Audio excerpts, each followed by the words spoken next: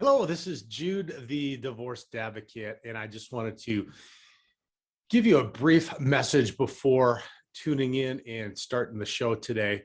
Had a little bit of a cold over the past week, and I had some significant issues in recording this episode with coughing quite a bit. Now, I do no editing throughout my episodes to keep it real, particularly with guests when we're talking. I want it to be conversational, but I'm just going to warn you, it's a little bit difficult to listen to this week, and I want to apologize up front about that. I'm coughing quite a bit and clearing my throat, and so it's a important episode about co-parenting versus parental parenting. So I hope that you'll suffer through it.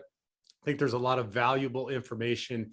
And again, always, if I can be of assistance, please don't hesitate to connect to talk about co-parenting versus parallel parenting or anything else you've got going on in your divorce.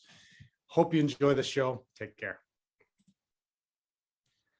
Hello, and welcome to the Divorced Advocates, where we help dads create a healthy and less traumatic divorce. My name is Jude Sandval, and I am your host. Our topic for this episode is parallel parenting versus co-parenting, and what is the difference?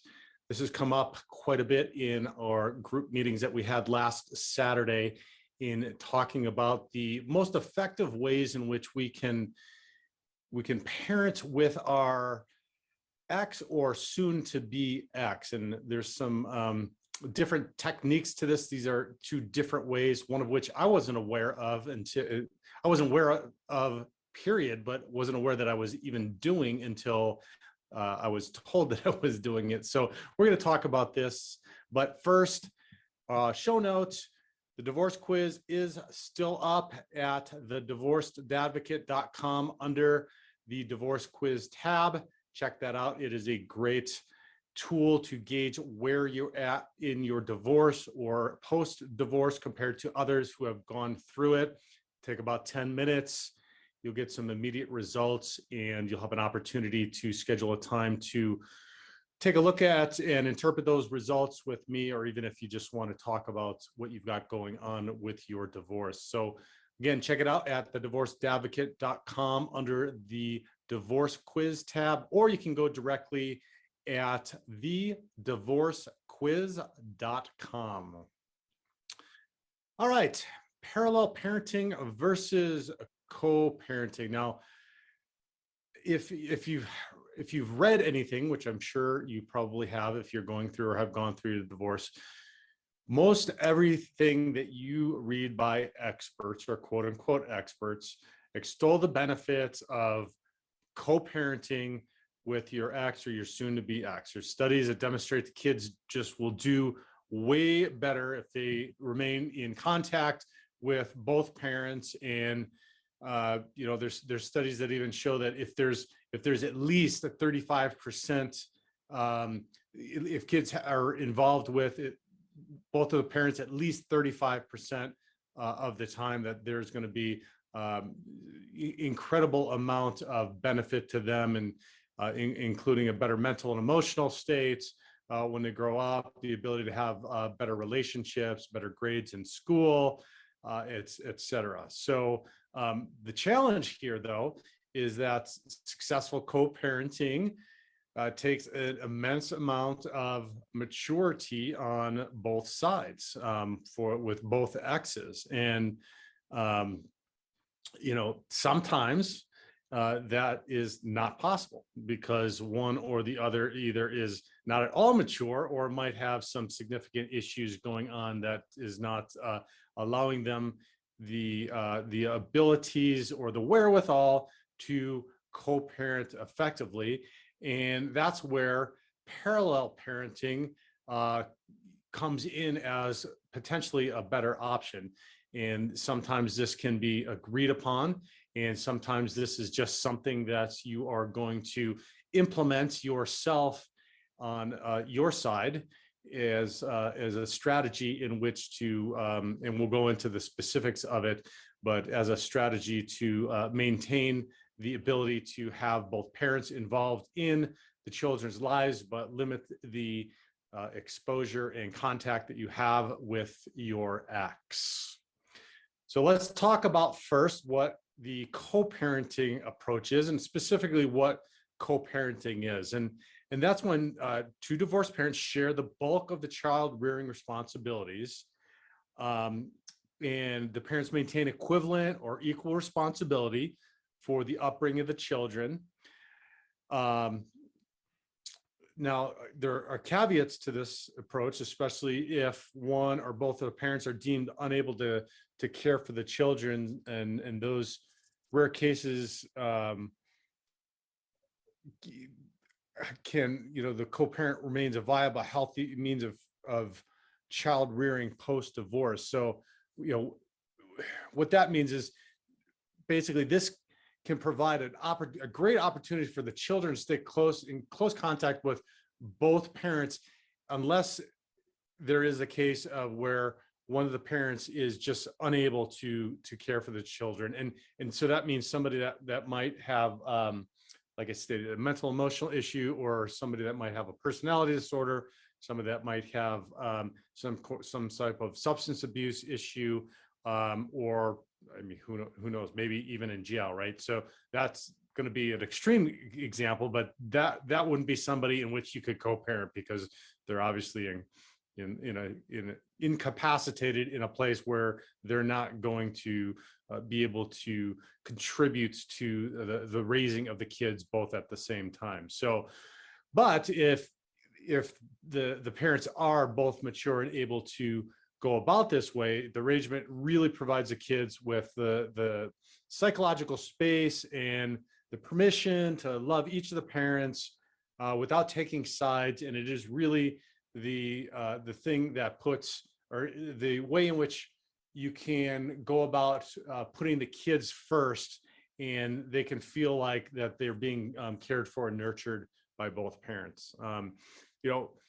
Let's talk though now about things to keep in mind about co-parenting, and there's some unique set of challenges around that. And that is, number one, having to foster a long-term relationship with your ex or your soon-to-be ex. So when I'm talking to the dads that I'm coaching, particularly when they're going through specifically the time in which they're making their parenting agreements, I remind them that and this is the most unique thing about being a divorced or divorcing dad that's different from everybody else, is that you are always going to have well, not always, but to the extent of the time frame that you are going to be a parent, and that your kids are going to be under your roof, or your ex or soon to be ex's roof, that you're always going to have some long-term relationship with your ex. And so that can be a little disconcerting and make people uneasy, because you're obviously getting out of the relationship for some specific reasons, and knowing and understanding that you're going to continue, or you're going to have to continue to be in some kind of long-term relationship with your ex can do that. But again, let's give a couple of tips around how you can start to establish that positive and healthy co-parenting relationship, if you feel like you're able to do that with your ex or your soon-to-be ex. And the first one would be, and we talk a lot about this, is setting healthy boundaries around what's going to happen. Another thing, and I was just on a call this week about a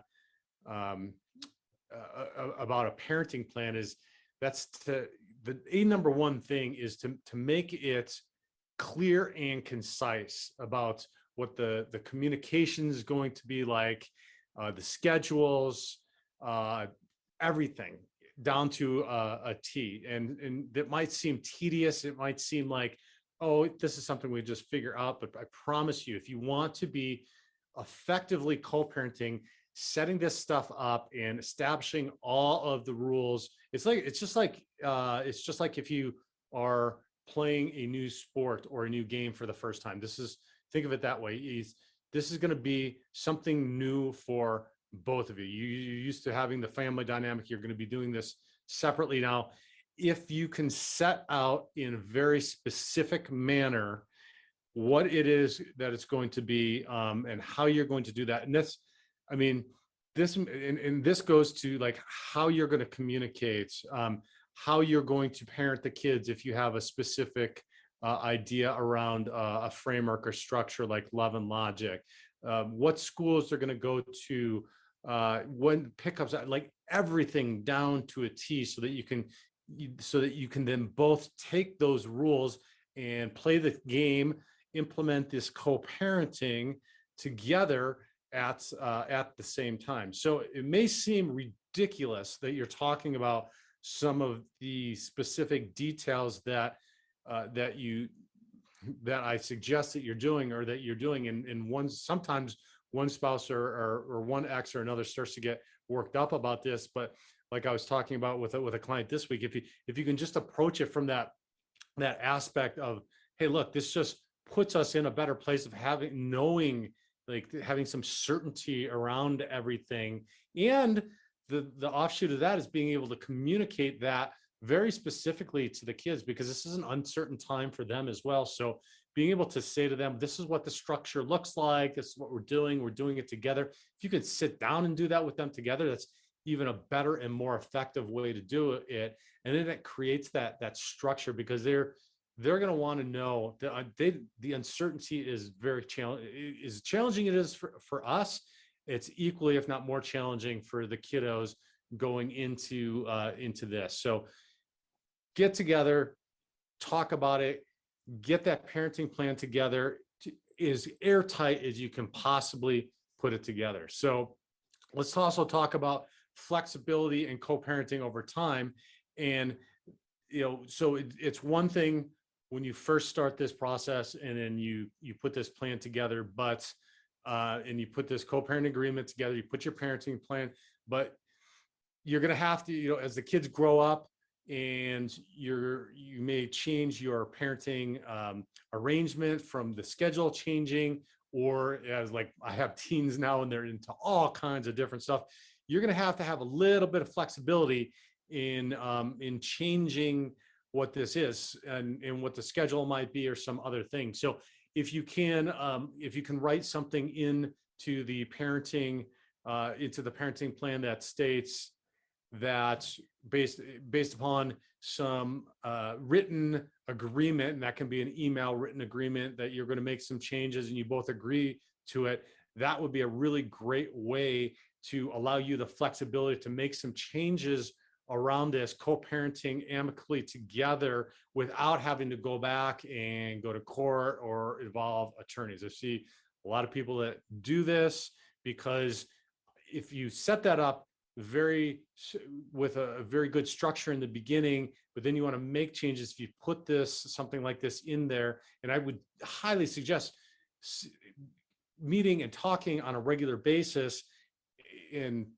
about what's going on, and that can be maybe every month or every quarter. It could be about grades, it could be about behavioral things that you are seeing with each of the kids. Now, again, this takes an immense amount of maturity, but I feel like the majority of parents, when they're divorcing, it doesn't have to do with the way in which you are parenting or the other person is parenting, and that's not the major conflict behind why there is a divorce. Excuse me. But that there's some kind of personal conflict that is not allowing the parents to be able to live together. So if that is the case, and you are then able to put the kids first and sit down, talk about all these things and talk about these things on a regular basis, then that is going to be the most beneficial way. And it's going to model respectful communication and clear expectations and boundaries and some of these really awesome, I guess we could call it soft skills, if you will, that the kids might not consciously pick up on, but they're going to see you doing with each other, that they're going to benefit from and learn how to do with in their relationships going forward. And as they grow older and mature, and like my teens start working and getting jobs and having those professional relationships as well as romantic relationships, right? Let's talk about when co-parenting can hurt the children. Now, there are times where this is not the best approach.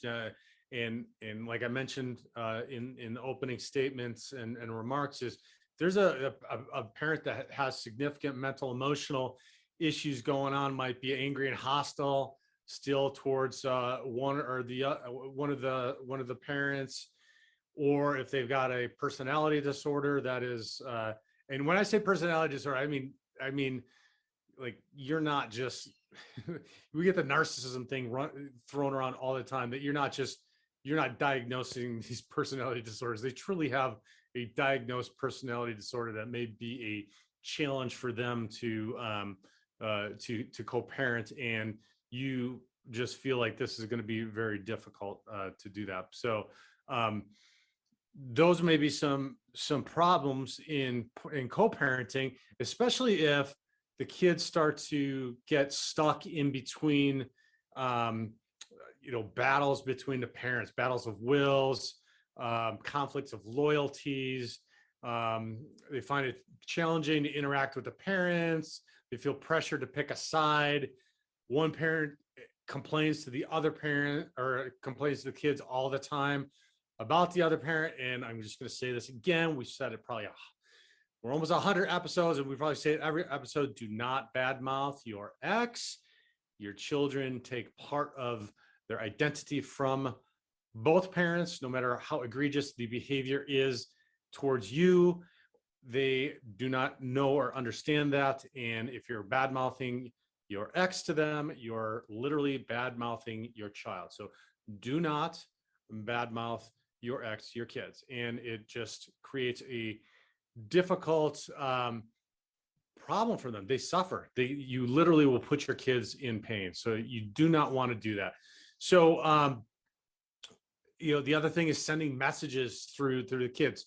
You communicate pickup times, you communicate all this stuff specifically with the other parent. If you find that this isn't happening, then, and if it's and like, maybe it's happened, it doesn't happen once or twice, but if you see that this is a regular trend and the other parent just cannot mutually respectfully cultivate this type of relationship with you and work on it with you, and you see that they're might be bad-mouthing you or talking through the kids or any one of these things that I just described, or creating battles or making the kids pick sides and different things, then maybe parallel parenting is a better approach. Now, the thing I want to point out about parallel parenting is it can be something that you identify with your ex or soon to be ex, knowing that it's just not going to be beneficial for you guys to be in constant communication.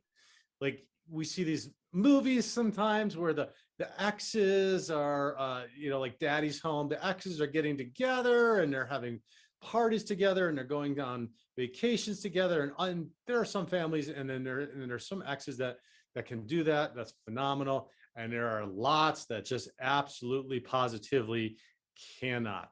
And they know it. And you can still be mature and know that that's just not going to be something that you can do, and then implement a parallel parenting approach. Now, I don't find that is the case often enough, or very often. What I do find is that one parent or the other is going to implement a parallel parenting approach, because it is the only effective way that they can parent with the other parent and still be able to have the children be involved with both parents, which is incredibly important, but still maintain a distance with in some specific boundaries with the other parent. So let's define specifically what parallel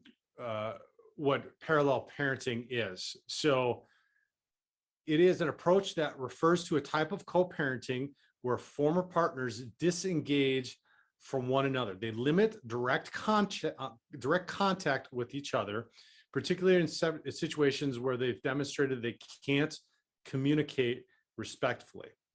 Some of the guidelines include minimizing conflict by sharing a custody schedule, and this could be via calendar or an app or in writing. Oftentimes, and many of you probably are already using it like I am, our family wizard or talking parents, or there's many other different apps and tools out there to be able to communicate effectively without having to directly call or talk face to face, or even trade text messages that that can document and also provide a resource for uploading other things.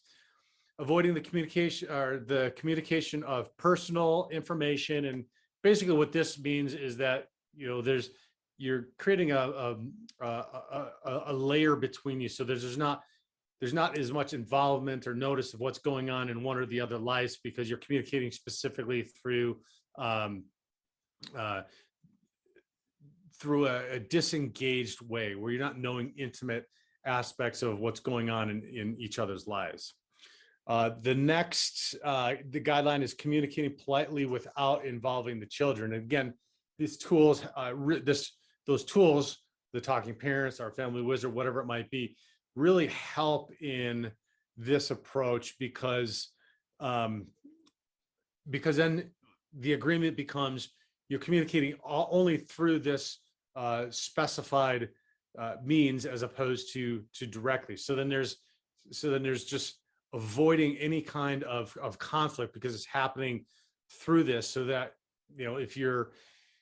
let's hope if you're having to just type out an email or a message through one of these things, that you can take the time and be respectful, and both parents can be respectful in communicating through this sort of way, instead of just rattling off something or having an emotion triggered while you're standing there talking to the other person.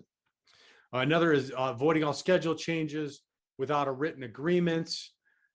So by putting this together, you can do this within a parenting plan, and writing specifically that you have a written agreement in place before you make any changes. Another feature is communicating in a non-personal, business-like manner. There's a great book by Bill Eddy called Biff that I highly suggest if you do have an ex that is challenging to talk with, or to co-parent or parallel parent with, or it's just really, really not a healthy situation. It helps you to do that and communicate in a manner that is less confrontational and more direct, non-personal, business-like. And then the other guideline is communicating information relevant to your child's well-being. These ground rules will help the parents to disengage from each other while still staying close to your kids. So you kind of see how this works is you are disengaging from direct communications and involvement in the other parent's life, while still parenting your children in an environment of an environment that you've created, but in an environment that is unique and specific to yourself and to your household.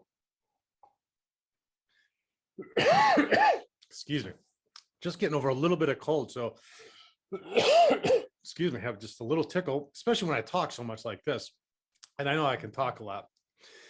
All right, so things to keep in mind about parallel parenting. This does not mean that parents are any less committed to making responsible decisions about their children's upbringing. The approach does mean, however, the exes decide on logistics of day-to-day parenting separately. Okay, so you're still going to need to schedule and coordinate and drop off and pick up and do all that stuff. You're just doing the logistics separately. So that goes back to that parallel, right? So you're not working together in a sense. You're doing it parallel, but you've got the real specific rules to the game, right? You know what it is. You're still going to have to abide by the parenting plan and utilize these technologies or ways in which you're going to communicate, but it's going to decrease the friction that's associated with the high conflict the high conflict situation that you might find yourself, or many exes find themselves in. And, it may also lay a foundation for co-parenting if and when the other parent is ready to put aside their issues, whatever those might be. If it's hostilities or anger, oftentimes I've seen exes that once you get to 1, 2, 3 years down the line, that the person that had significant issues that was not able to co-parent effectively, some of that stuff minimizes and goes away, and they're able to they're able to co-parent more effectively after a while. So, this focuses on the best interests of the children, and the parent can eventually, hopefully, move beyond contentious relationships. But if not, it's still an effective way in which you can parent. So what are some of what are some of the benefits of both co-parenting and parallel parenting? One is enjoying better psychological adjustment into adulthood. So the kids, again, they're going to be able to see that that you have, and even if this is where you're co-parenting and you went to parallel parenting, or you were parallel parenting and you went to co-parenting, or you just were able to co-parent or parallel parent all the way around, the kids are able to see that you are putting them first and finding a way in which to parent them in whatever the situation, co-parenting or parallel parenting, that is that is positive and beneficial to their psychological adjustment throughout this process. They're also going to feel a greater sense of security, right? Because however you've done this, whether it's co-parenting and talking about whatever that parenting style might be, or even if it's or parallel parenting, and you just are staying in your own lane and you're parenting completely in a way and manner that is unique to your household, and that is different than your ex's household. There is a security that they have knowing what that structure is. So that's a positive, whether it's co-parenting or even parallel parenting. I guess the point I want to make around this is, one is not better than the other. You're going to get sometimes in court them not wanting to, and you hear attorneys bad mouthing parallel parenting, and not bad mouthing, but they want you to work to co-parent, but just sometimes that's just not effective. But I don't want anybody listening to get the impression that parallel parenting is necessarily worse than co-parenting. It is just a different way in which to do it, but it can be a positive, and it keeps both parents involved in the kid's life, which is the number one priority that we want to have. Some other benefits are growing up with healthier parental role models. Excuse me. This goes back to what I said before about them seeing you model ways in adapting to different ways in which you can parent. It also fosters good communication skills. They're seeing that you're trying different things. It's also developing problem solving skills. They're seeing you figure out different ways to handle very challenging situations. And we talked about that before. There are very few life situations that we can set up that will allow us to model for them getting through. Oh gosh, excuse me. I think my voice is just about done, so I am going to have to wrap this up, because I sincerely apologize, but my voice is going, and I hope that you found some value in this. I'm going to cut this short because I can barely talk, and this is the first time this has happened, but I'm going to put some resources in the show notes here, the Biff book, as well as some other resources to the differences between co-parenting and parallel parenting, and some articles on those as well. Always reach out to me if you have questions, and we're going to have some more stuff coming up in the future on this. God bless. Have a great week. Thanks for listening.